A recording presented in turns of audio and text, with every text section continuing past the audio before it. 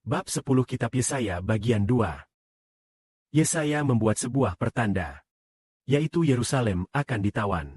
Lalu, kemana Tuhan sudah meramalkan orang Yerusalem akan ditawan? Mari kita baca rencana Tuhan sebelumnya. Saat itu terjadi, orang tidak ditawan tanpa alasan. Tuhan sudah merencanakan kemana mereka akan ditawan. Lalu, di sana mereka akan menjadi budak selama bertahun-tahun. Tuhan sudah menetapkannya. Mari kita baca. Kamu harus berkata, aku memberikan. Aku membuat sebuah pertanda untukmu. Apa yang kulakukan? Kamu juga akan mengalami hal yang sama. Mereka yang ditawan di antara mereka. Raja mereka akan pada waktu malam gelap menggendong barang di pundaknya. Dari tembok yang mereka gali keluar, dia akan tertutup wajahnya. Tidak dapat melihat tanah itu. Aku akan melempar jala pada dia. Dia akan terperangkap dalam jaringku. Aku akan membawanya ke Babel di tanah Kasdim. Dia tidak bisa melihat tanah itu. Dia akan mati di tanah itu. Di sini Tuhan menyuruh Hizkia menutup wajahnya. Lalu menggali lubang terlebih dahulu. Kemudian pada malam hari keluar dari lubang. Berjalan keluar. Meninggalkan Yerusalem. Ini adalah simbol.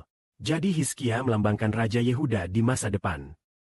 Kemudian dikatakan Raja Yehuda di masa depan akan ditawan ke Babel. Dan dia akan berada di Babel. Di tanah Babel. Setelah itu tidak bisa kembali. Yerusalem akan mati di sana. Jadi ini pertanda untuk raja mana? Yaitu Raja Yerusalem. Raja terakhir adalah Raja Yehuda Zedekia. Benar, ketika tembok kota dikepung oleh Babel selama lebih dari setahun. Kemudian seluruh kota sudah kehabisan makanan. Mengalami kelaparan yang parah. Di luar ada tentara Kasdim. Tentara Babel mengepung. Sudah mengepung tembok kota. Sudah mengepung lebih dari setahun. Maka orang Yerusalem tidak bisa keluar dari gerbang kota. Kalau keluar dari gerbang, mungkin akan terbunuh. Pada waktu ini, kelaparan sangat parah. Di dalam kota sudah tidak ada makanan. Juga tidak ada air. Pada waktu itu Raja Zedekia benar-benar melarikan diri dari taman belakang. Di suatu tempat di taman kerajaan. Mungkin dia juga menggali lubang. Keluar gerbang kota. Menggali lubang, lewat jalan bawah tanah atau terowongan keluar. Setelah keluar dari taman belakang, apakah dia bisa melarikan diri? Tuhan berfirman dalam perumpamaan. Dia harus menggali tembok. Keluar. Lalu, Tuhan melempar jaring pada dia. Dia akan terperangkap dalam jaring itu. Artinya, orang itu akan terperangkap dalam jaring tersebut. Dia melarikan diri. Tetapi segera tentara Kasdim atau tentara Babel mengejar. Raja Zedekia menangkap Raja Zedekia, lalu membawanya ke hadapan Raja Babel. Maka Raja Babel di depan. Rumah Zedekia membunuh semua anak Zedekia.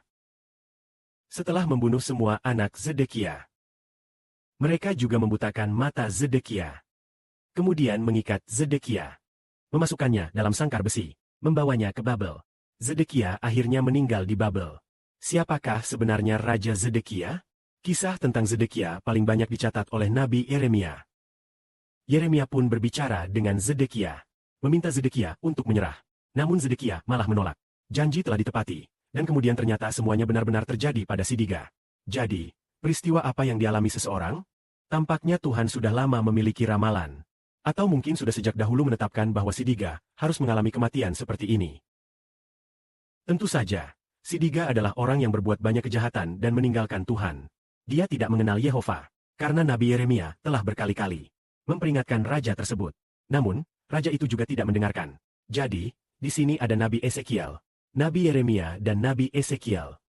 Para nabi ini berasal dari zaman yang sama. Nabi Yeremia, Nabi Ezekiel, dan Nabi Daniel adalah dari zaman yang sama. Namun sepertinya, tampaknya Daniel dan Ezekiel kebetulan sama-sama ditawan ke Babylon. Karena Daniel, pada masa pemerintahan Raja Yoyahin, ditawan ke Babylon. Sedangkan Nabi Ezekiel juga berasal dari era Raja Yoyahin. Dan bersama Raja Yoyahin ditawan ke Babylon. Jadi, diperkirakan kedua orang ini berusia hampir sama. Mungkin, Nabi Ezekiel dan Nabi Daniel mungkin saling mengenal. Karena Ezekiel adalah orang yang terampil. Sedangkan Daniel adalah bangsawan dari suku Yehuda. Tampaknya kerabat atau semacam bangsawan dari Raja Yehuda. Kemuliaan bagi Bapa, Ya Tuhan,